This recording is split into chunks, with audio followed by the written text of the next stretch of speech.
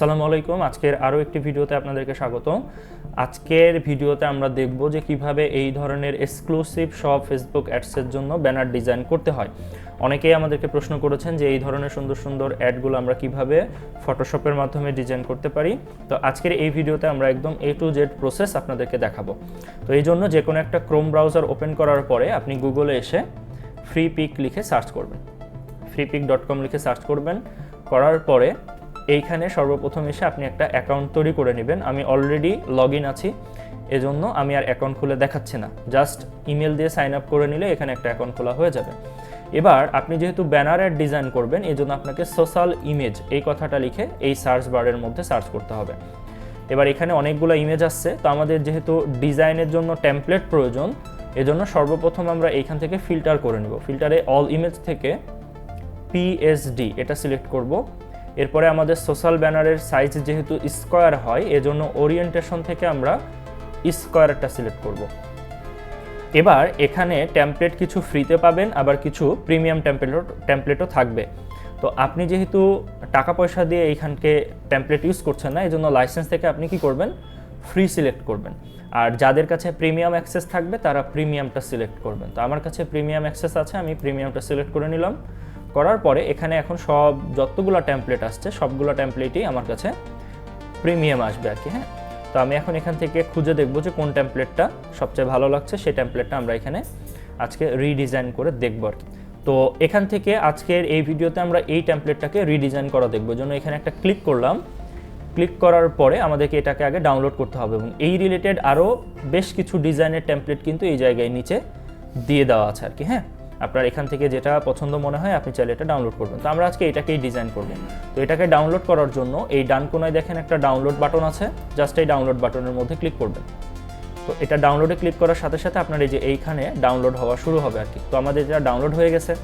এখন ডাউনলোড হওয়ার পর এটা কোথায় ডাউনলোড হলো এটা দেখার জন্য আমরা জাস্ট এই ফোল্ডার মতো আইকন যেটা আছে এই আইকনের মধ্যে ক্লিক করব। করার পরে এটা যেখানে ডাউনলোড হয়েছে সেই অংশের মধ্যে চলে আসবে। আচ্ছা, এবার আমাদেরকে এটাকে এক্সট্র্যাক্ট করতে হবে। যদি এই আইকনটা ছোট মনে হয় আপনার কাছে, যারা উইন্ডোজ 11 ইউজ করছেন তারা ভিউ থেকে এক্সট্রা লার্জ আইকন এইখানে ক্লিক করবেন, তাহলে এটা বড় হয়ে যাবে। এবার এটাকে এক্সট্র্যাক্ট করার জন্য এটা সিলেক্ট করে রাইট বাটনে ক্লিক করতে হবে মাউস থেকে রাইট বাটনে ক্লিক করলে দেখবেন এক্সট্র্যাক্ট অল বলে একটা অপশন আছে, অথবা অনেকের উইনরার ইনস্টল করা থাকতে পারে, উইনরার দিয়ে এক্সট্র্যাক্ট হেয়ার ক্লিক করলেও হবে। তো আমি এখান থেকে এক্সট্র্যাক্ট অলে ক্লিক করলাম, তাহলে আমার এখানে এটা এক্সট্র্যাক্ট হবে, এজন্য এক্সট্র্যাক্ট বাটনে ক্লিক করে দিচ্ছি। এক্সট্র্যাক্টে ক্লিক করার পর আমাদেরকে আরেকটা উইন্ডোর মধ্যে নিয়ে আসবে এবং এখানে দুইটা ফাইল দিচ্ছে। তো এটাও যেহেতু ছোট দেখাচ্ছে আমাদের কাছে, আমরা এখান থেকে এটাকে লার্জ আইকন করে নিব। তো একটা হচ্ছে ইমেজ, যে ইমেজটা আমরা একটু আগে দেখলাম ওইখানে, আর একটা হচ্ছে আমাদের সেই টেমপ্লেটটা যেটার ফরম্যাট থাকবে হচ্ছে .psd। এবার জাস্ট এটার মধ্যে আপনি চাইলে ডাবল ক্লিক করতে পারেন, অথবা নিচ থেকে আপনার ফটোশপটাও অন করতে পারেন। তো আমি জাস্ট এটার মধ্যে ডাবল ক্লিক করে ফেললাম। ডাবল ক্লিক করার পরে কিছুক্ষণ সময় নেওয়ার পরে এটা আপনার ফটোশপের মধ্যে অন হয়ে যাবে। তো এটা অন হোক।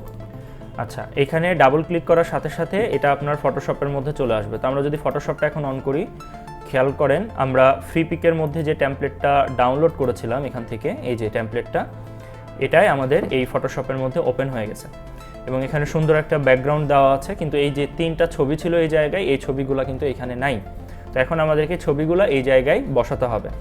বসানোর পরে এখানে আমাদের কিছু ট্যাগলাইন লিখতে হবে বাংলায়, এবং এখানে আমাদের ওয়েবসাইট ইউআরএলটা, এখানে আমাদের ফোন নাম্বার, এখানে আমাদের প্রতিষ্ঠানের লোগো, অনেকগুলো কাজ এখন আমাদেরকে করতে হবে। তো সর্বপ্রথম এই ধরনের টেমপ্লেটগুলো ডিজাইন করার জন্য আপনাকে কি করতে হবে, এই ছবিগুলো রিপ্লেস করতে হবে। তো এই ছবিগুলো রিপ্লেস করার জন্য ফটোশপের মুভ টুল সিলেক্টেড থাকা অবস্থায় আপনি এই পাশে লেয়ারের মধ্যে এসে খুঁজে দেখবেন যে ইমেজ কোথায় লেখা আছে। তো দেখেন এখানে ইমেজ লেখা না থাকলেও এখানে পোস্ট 1, পোস্ট 2, পোস্ট 3 বলে একটা অপশন দেওয়া আছে। মানে পোস্ট 1 মানে হচ্ছে এইটা, পোস্ট 2 এইটা। যদি আপনি বুঝতে না পারেন যে কোনটার কাজ কি, তাহলে আপনি এখান থেকে চোখটা বন্ধ করে দিয়ে দেখতে পারেন যে কোনটা বন্ধ হচ্ছে আর কোনটা অন হচ্ছে। তো দেখেন এই যে পোস্ট 1 এর চোখের মতো আইকনটা যখন বন্ধ করে দিলাম তখন মাঝেরটা কিন্তু হাইড হয়ে গেছিলো। সেমভাবে পোস্ট 2 যদি বন্ধ করে দিই তাহলে ডানেরটা হাইড হচ্ছে, পোস্ট 3 বন্ধ করে দিলে বামেরটা হাইড হচ্ছে। তাহলে আমাদের চেনা হলো যে কোন জায়গায় কোন ধরনের ছবি বসাতে হবে।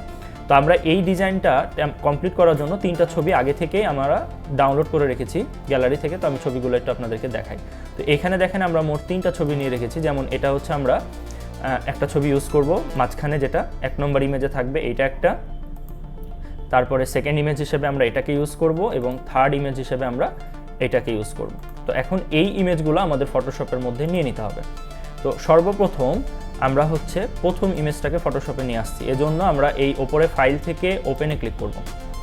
ফাইল থেকে ওপেনে ক্লিক করার পরে আমাদের ছবিগুলো ছিল কোথায়? ডাউনলোড অপশনের মধ্যে। ডাউনলোডে আসার পরে আমরা এইটাকে হচ্ছে প্রথম ইমেজ হিসেবে ব্যবহার করব। এই জন্য এখানে ক্লিক করার পরে আমরা জাস্ট ওপেনের মধ্যে ক্লিক করলাম।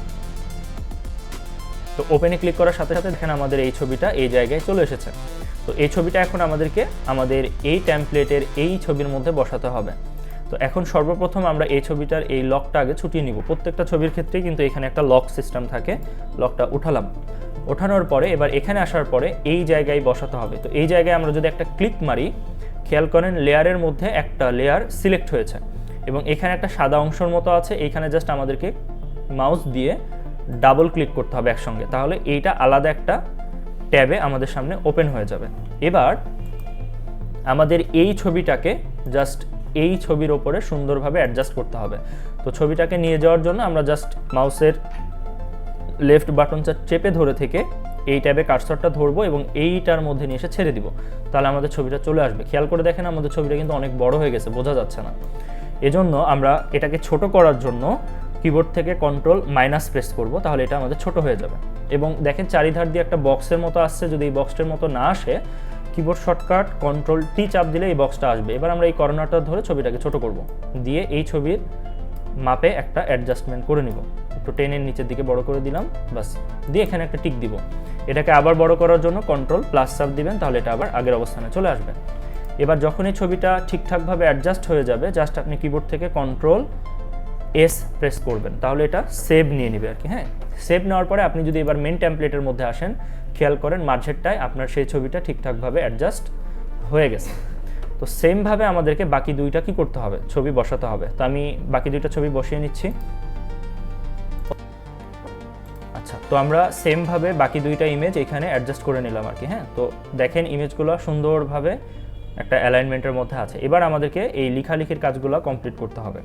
তো অনেক ক্ষেত্রে দেখা যায় যে এখানে যে ইংরেজি ফন্টগুলো দিয়ে লেখা থাকে, এই ফন্টগুলো আমাদের ফটোশপের মধ্যে ইনস্টল করা থাকে না। তাহলে আমরা বুঝবো কিভাবে এই ফন্টের নামটা কি? আমরা যদি জাস্ট টাইপ টুলে ক্লিক করার পরে এই লেখার মধ্যে ক্লিক করি, তাহলে আমাদের ফন্টের নামটা চলে আসে। তো আমার এখানে না আসার কারণ হচ্ছে আমার এই সেম ফন্টটা আমার এই ডিভাইসের মধ্যে ইনস্টল করা আছে। তো আমরা যেহেতু এটা বাংলায় লিখবো, তো সর্বপ্রথম আমাদেরকে করতে হবে হচ্ছে এখান থেকে মুভ টুল সিলেক্ট করে এই লেখার যে অপশনটা আছে এটাকে আমরা ডিলিট করে দেবো এখান থেকে। দিয়ে এইখানে এবার আমরা বাংলায় কিছু কথা লিখবো আর কি। তো বাংলায় লেখার জন্য এবার আমাদেরকে কি করতে হবে? এখান থেকে টেক্সট টুলে সিলেক্ট করতে হবে। টেক্সট টুল বা টাইপ টুল সিলেক্ট করার পরে আমরা কোন ফন্টের দিয়ে বাংলাটা লিখবো, এখান থেকে আগে আমাদের ফন্টটা নির্বাচন করতে হবে। তো আমি এখান থেকে এসে আজকের এই ভিডিওর জন্য FN শরীফ অপেক্ষা ইউনিকোড এই ফন্টটা ইউজ করব। তো এটা সিলেক্ট করে নিলাম। ফন্টের কালার কি থাকবে সেটা চুজ করে দিবেন এখান থেকে। আমাদের ফন্টের কালার সাদাই থাকবে, ওকে করলাম। এবং ফন্টের অ্যালাইনমেন্ট কোনটা থাকবে, আমরা এটাকে সেন্টার অ্যালাইনমেন্ট করে নিলাম।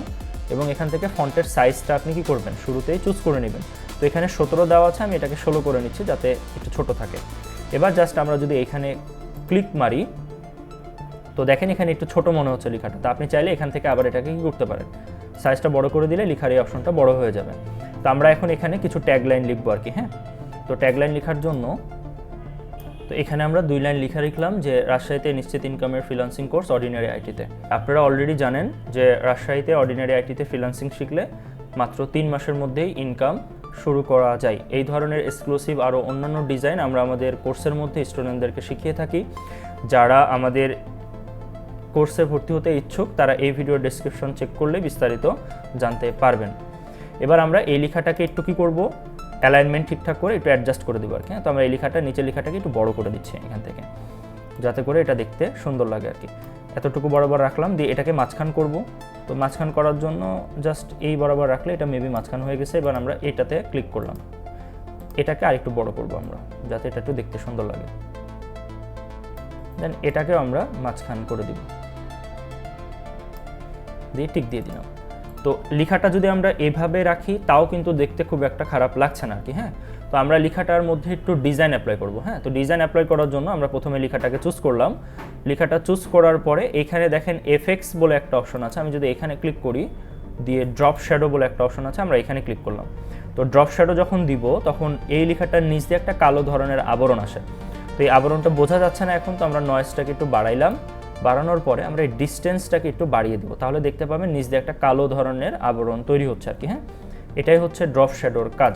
আবার অনেকে কি করে, এটাতে একটা স্ট্রোকও অ্যাপ্লাই করে। তাহলে আমরা যদি ওকে মারার পরে আবার এখানে ডাবল ক্লিক করি, ডাবল ক্লিক করার পরে দেখবেন আবার ওই বক্সটা এখানে বের হয়ে আসবে। এবার যদি স্ট্রোক দিই, স্ট্রোকের কাজ হচ্ছে বাইরের পাশ দিয়ে একটা কালো ধরনের আবরণ আসবে। খেয়াল করেন আমি যখন এই সাইজটা বাড়াচ্ছি তখন এটা বাড়ছে। তো আপনি এখানে একটু চোখের আইডিয়াতে যতটুকু রাখলে ভালো লাগে দেখতে ততটুকু এখান থেকে রাখবেন। রাখার পরে আমরা জাস্ট ওকে করে দিচ্ছি। সেমভাবে আমরা নিচেরটাতেও কিছু ডিজাইন অ্যাপ্লাই করবো। এখানে ডাবল ক্লিক করলাম, করার পরে সেমভাবে আমরা এখান থেকে ড্রপ শ্যাডোটা দিয়ে এখানে একটা গ্রেডিয়েন্ট কালার ইউজ করব যাতে দেখতে এটা ভালো লাগে। তো আমরা এখানে একটা ইয়েলো কালারের মতো গ্রেডিয়েন্ট ইউজ করবো। এই জন্য এখান থেকে আসার পরে আমরা অরেঞ্জের মধ্যে যাচ্ছি, অরেঞ্জ থেকে আমরা এই কালারটা ইউজ করে দিব, তাহলে এটা একটু ফুটবে এখানে আর কি। আর যদি এই কালারটা আপনার পছন্দ না হয় তাহলে আপনি এখানে ক্লিক করে আবার কালারে আসতে পারেন, এখানে ইয়েলো থেকে একদম পুরোটাই ইয়েলো করে দিতে পারেন, তাহলে এটা পুরোটাই ইয়েলো হয়ে যাবে আর কি। হ্যাঁ, দেন ওকে। তো যেহেতু আমরা ওপরেরটায় স্ট্রোক ইউজ করেছিলাম, নিচেরটায় যদি না করি তাহলে দেখতে একটু খারাপ লাগবে, তো আমরা নিচেরটাতেও একটা স্ট্রোক দিয়ে দিলাম, দেন ওকে। তাহলে দেখেন এখানে আমাদের 2 লাইনের একটা ট্যাগলাইন লেখা হয়ে গেল। এবার এখানে আমাদের কিছু ওয়েবসাইটের নাম বসাইতে হবে, এখানে আমাদের নাম্বার অ্যাড করতে হবে। তো আমরা এখানে কিছু নাম্বার বা এখানে কিছু ওয়েবসাইটের নামটা অ্যাড করে দিব, প্লাস এখানে আমাদের প্রতিষ্ঠানের যে লোগো থাকে সেই লোগোগুলো অ্যাড করতে পারি। তো খেয়াল করেন এখানে একটা ট্যাগলাইন আছে, আমরা এই ট্যাগলাইনটা এখানে দিতে চাচ্ছি না, আমরা এটা ডিলিট করে দিলাম, এতটুকু রাখলেই হবে।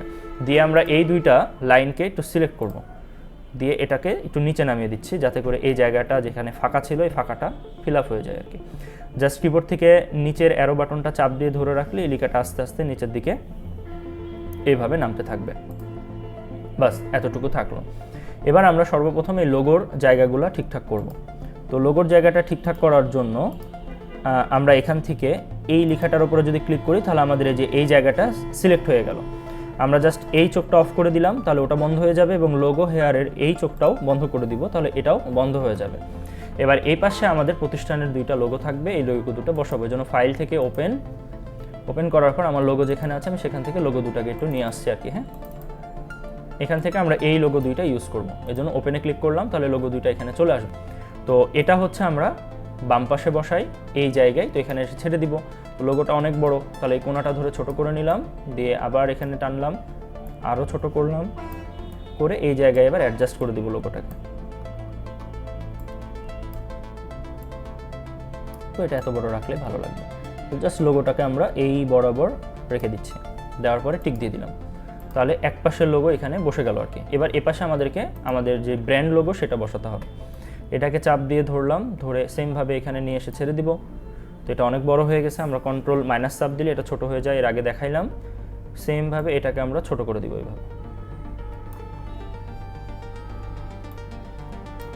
আচ্ছা, তো আমাদের দেখেন ডিজাইনের মধ্যে ভুল হয়ে গেছে আর কি। এই জন্য যদি কোনো কিছু ভুল হয় তাহলে আমরা কিবোর্ড থেকে কন্ট্রোল জেড চাপ দিব, তাহলে এটা আবার আগের অবস্থানে চলে যাবে। আমরা যখন কন্ট্রোল জেড চাপ দিলাম দেখেন আমাদের এটা আগের অবস্থানে আসছে। আমরা লোগোটাকে একটু সরাই নিচ্ছি এখান থেকে। হ্যাঁ, লোগোটার জন্য আমাদের ডিজাইনটাই হাইড হয়ে গেছিলো। কন্ট্রোল প্লাস চাপ দিয়ে আমরা এটাকে বড় করে নিচ্ছি। বড় করে নেওয়ার পরে আমরা লোগোটা আবার নিয়ে আসবো এখানে। নিয়ে আসার পরে এবার আমরা লোগোটাকে আলাদা একটা জায়গায় ছেড়ে দিচ্ছি আর কি, যাতে এটা ছোট করা যায়। সেমভাবে এটাকে চাপ দিয়ে ধরে ছোট করে নিচ্ছি। ছোট করার পরে আরও ছোট করা লাগবে, যেহেতু এটা অনেক বড় আছে। নিচের দিকে নামান, এটাকে আরেকটু ছোট করলাম। বাস এবার ঠিকঠাক জায়গার মতো অ্যাডজাস্ট করা যাবে ছবিটাকে। তো এবার এই লোগোটাকে আমরা টান দিয়ে ধরে এপাশে নিচে ছেড়ে দেব। ছেড়ে দেওয়ার পরে আমরা এটাকে মাঝখানে নিয়ে আসছি এবং এই লোগোটা আরেকটু ছোট করা লাগবে, এই জন্য এটাকে আরেকটু ছোট করে নিলাম। নেওয়ার পরে এখানেও এটাকে জায়গা মতো অ্যাডজাস্ট করে দিতে হবে। জাস্ট লোগোটা এখানে রেখে দিলাম। এটা আরেকটু ডানে সরবে, আমরা এটাকে আরেকটু ডানে সরাই দিচ্ছি। তো এইখানে আর এখানে দেখেন আমরা 2টা লোগো বসিয়ে দিলাম আমাদের প্রতিষ্ঠানের। তো সেমভাবে এইভাবে আপনাদেরকে লোগোগুলো বসাতে হবে। এবার জাস্ট এখানে নাম্বারটা চেঞ্জ করে দিলেই আর এখানে ওয়েবসাইটের নামটা চেঞ্জ করে দিলে আমাদের একটা সুন্দর ডিজাইন করা ব্যানার তৈরি হয়ে যাবে। তো আশা করছি এই ধরনের সুন্দর ফেসবুকের জন্য ব্যানার ডিজাইন কিভাবে করতে হয় আজকের এই ভিডিওটা থেকে ক্লিয়ারলি বুঝতে পেরেছেন। এই বিষয়ে কারো কোনো মতামত বা প্রশ্ন থাকলে এই ভিডিওর কমেন্ট বক্সে মতামত জানাতে পারেন। হবে অন্য আরও কোনো একটা ভিডিওতে। সে পর্যন্ত সবাই ভালো থাকেন, সুস্থ থাকেন। আসসালামু আলাইকুম।